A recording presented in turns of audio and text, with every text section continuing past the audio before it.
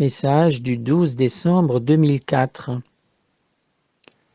Dans la nuit, une clarté me réveille.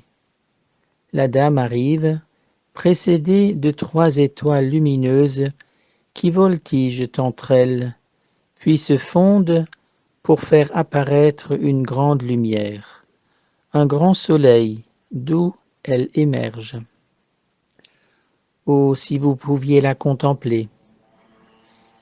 Sa douceur rayonne d'une intensité d'amour infini pour nous tous. Ses yeux très brillants me transpercent et paraissent 2 puits de sagesse et de connaissance.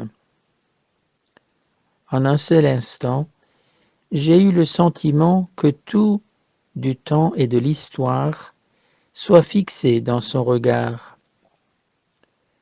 Le frisson m'a saisi et je crois avoir ressenti un feu si intense au point de m'incendier.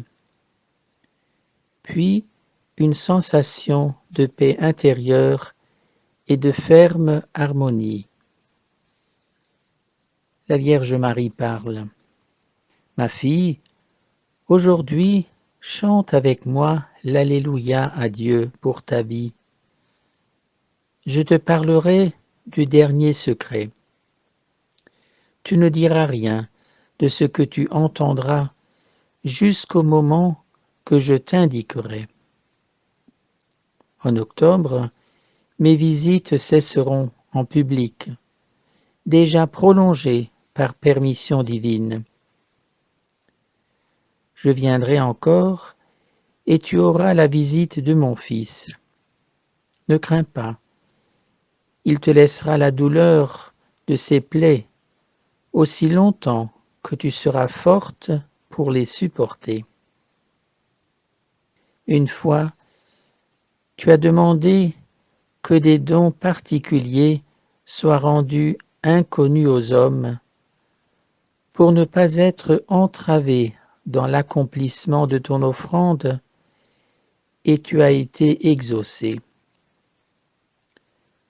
Je te recommande.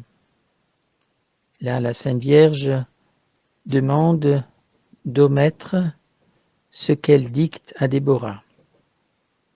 Je bénis le monde pour qu'il ne s'endorme pas dans la léthargie de la douleur.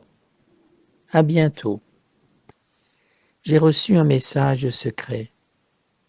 Je suis très triste et je ne comprends pas vraiment comment l'humanité puisse se détruire elle-même à ce point. Oh, la pauvre mère Église, que de souffrances indicibles l'attendent. Cependant, avant cela, elle devra vivre l'heure de l'infâme trahison, enfoncée comme elle est dans l'hypocrisie, dans l'accueil d'une certaine doctrine extravagante, annonciatrice d'erreurs au sujet de la morale, de la foi, de la raison, du culte divin.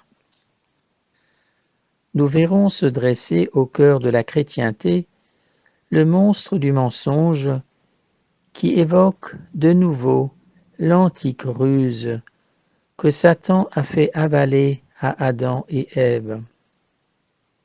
À partir d'un seul mot, on verra en toute chose la vraie désobéissance à Dieu. On célébrera encore plus mal la Sainte Messe.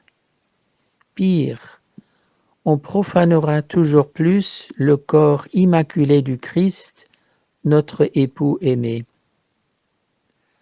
On essayera même d'annuler le sacrifice ou de supprimer toute attitude de sacralité pour diminuer l'honneur.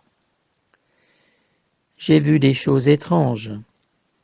Nous marchions avec des masques sur la bouche, saisis par la peur et confus, face à des consignes de sécurité imposées.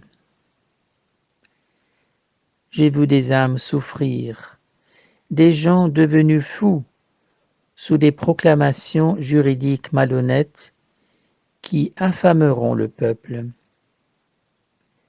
Les ouvriers seront partout sans travail, et des germes de mort se répandront avec violence. La Méditerranée était envahie de frères en fuite de leur terre natale. Ils y mouraient, créant un énorme cimetière. J'ai vu des enfants attachés à leur maman se noyer avec désespoir dans ces eaux salées et glacées.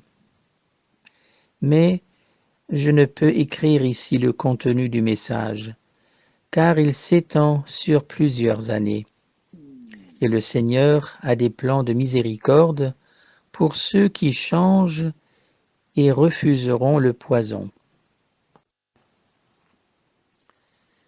Ce qui me fait souffrir le plus, c'est le désastre vers lequel va ma pauvre patrie, l'Italie, gouvernée toujours plus par des ânes, cassant les ailes aux aigles, faisant taire les lions, avec la tête dans les étoiles qui deviendront des drapeaux politiques.